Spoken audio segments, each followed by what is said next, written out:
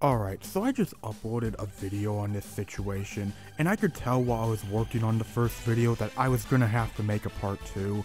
With each passing hour, more information has been dropping, and as my bio stated in the first video, that was just the tip of the iceberg.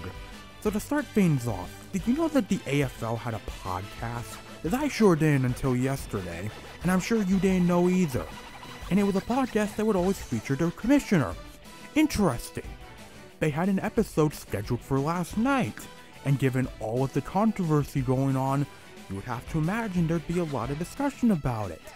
Well, guess what? That episode got cancelled. I can only wonder why that happened. By the way, they spelled commissioner wrong on the thumbnail, which is very funny if you ask me. You know what would be even funnier than that though? The commissioner of the AFL spelling the word commissioner wrong on his own goddamn Twitter account. I mean, the jokes just write themselves, people. And that's very fitting for a guy who apparently doesn't even own the actual AFL branding rights. Anyways, something that I didn't get into in my first video is just how awful the production and the fields are. Holy hell, even this iteration of the AFL wasn't the second coming of Bishop Sycamore. Have you seen some of these fields? I literally believe Mr. Krabs could have made this look less cheap. And the broadcast?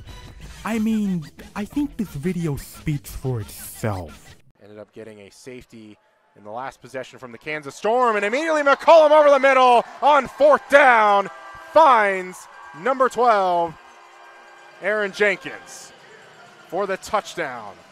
Now, if you saw my first video, you will remember how it was announced that the Iowa Rampage would be folding. They were the first team to fold in the AFL, and it was definitely a sign of things to come.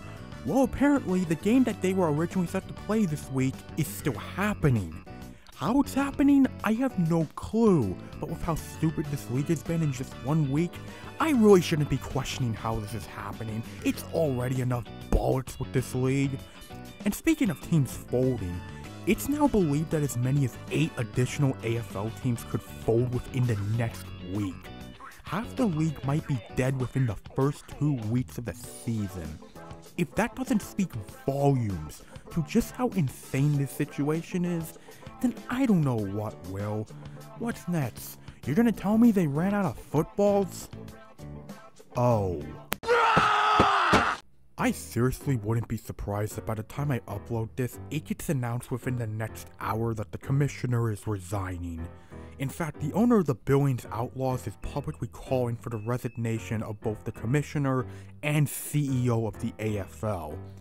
So in conclusion, the Arena Football League right now is on a constant downward spiral that's going to take multiple miracles to even have a shot at trying to save it. At the very least, just maybe some of these corrupt bozos responsible for this disaster can get what's coming for them. But that's gonna be a wait and see. But hopefully something like that can happen.